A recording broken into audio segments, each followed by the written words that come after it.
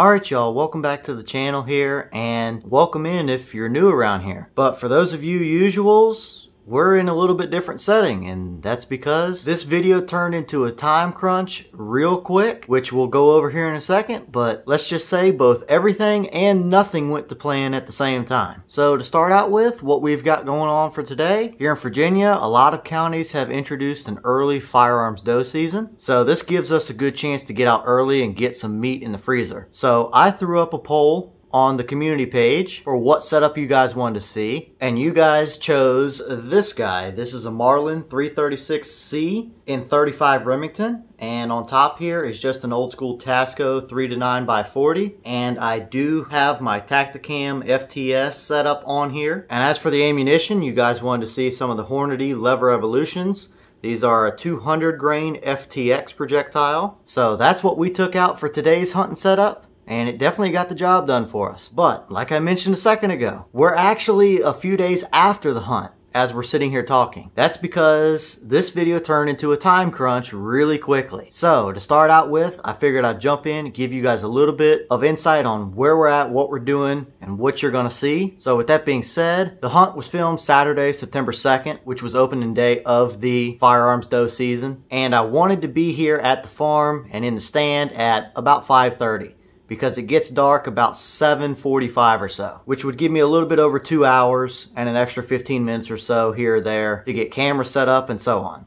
Well, long story short, I had some stuff that caused me to run late, and I didn't even get here and get in the stand until 6:15. So that already made me 45 minutes later than what I wanted to be. So I didn't even have a chance to film the intro until now. But either way, I knew that the area that we were going into to hunt, this particular stand, does produce doe movement, and typically it's within the last 45 minutes of daylight. So I thought I still had plenty of time. So I got everything unloaded, I threw all my camera stuff in my backpack, and off we went to the stand. And that's where this hunt turned into probably the most ridiculously fast hunt I have ever had in my life. I didn't have time to hardly do nothing. So that's where we're gonna pick up. Let's jump over to me getting in the stand, getting everything set up, and kind of going over what we've got here. So let's go in and play the clips.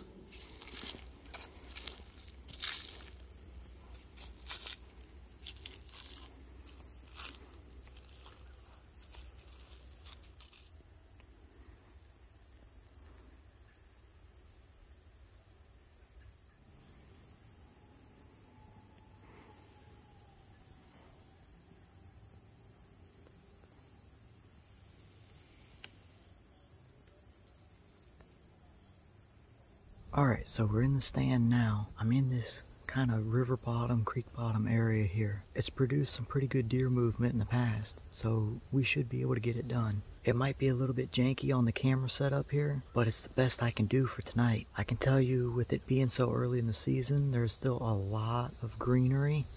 So if we get a shot, it's only going to wind up being like 30 to 40 yards max. And just so y'all know, I have a wasp nest about the size of a baseball directly on the bottom of my seat right now. So let's just hope that they don't get too mad that I'm up here. But either way, I've got 2 hours before we lose shooting light. So let's sit here and see what we can see. We should be able to take one out here tonight. So I'll catch back up with y'all when we might actually see something here.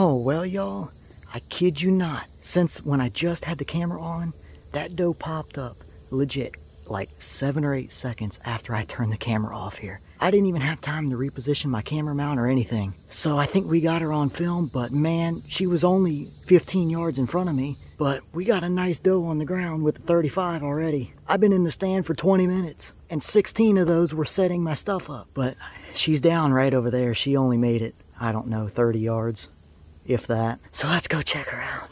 First doe down of the season, and it's hot out here, so we got to get her field dressed quick.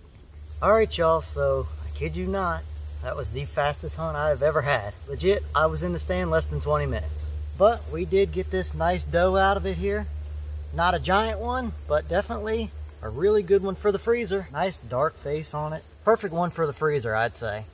So we got to get this thing cleaned up because it is 90 degrees out here. So I'm going to jump to doing that, and we'll catch y'all here in a minute.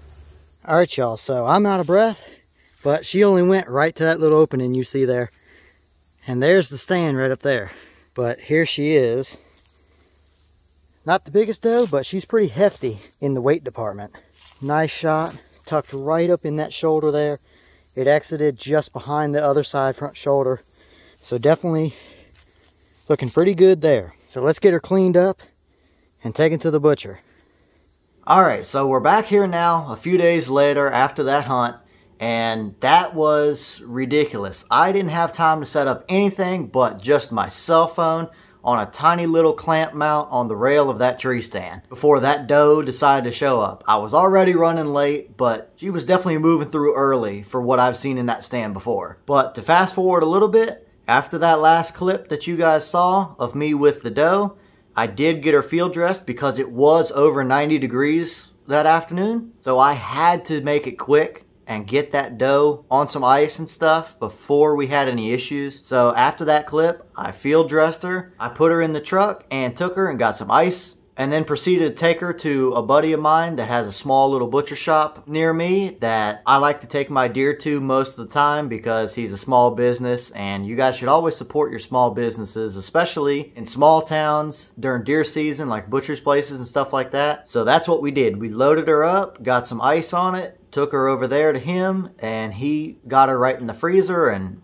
everything was good. But after that scramble for time there, I just did not wind up filming an outro until right about now. So at the end of the day, this was a fantastic hunt, but I didn't have time to do anything. So with that being said, what did you guys think about the hunt and how that 35 performed? I mean, she jumped the entire little creek bottom area right there when that round hit her. So we were definitely packing a good energy punch. But at the end of the day, the 35 got it done again, and we've got a nice doe for the freezer, which is definitely a win-win here. So thank you guys for watching. I really do appreciate all the support. And stay tuned, because we've got plenty more hunting season still left. And I'm going to be taking several more deer this season. So let me know what you want to see. But let me know your thoughts about everything, and I'm going to jump back to doing a bunch of other videos for you guys, and there's some more hunting coming soon, so stay tuned for that as well. And with that being said, I'll see y'all in the next one.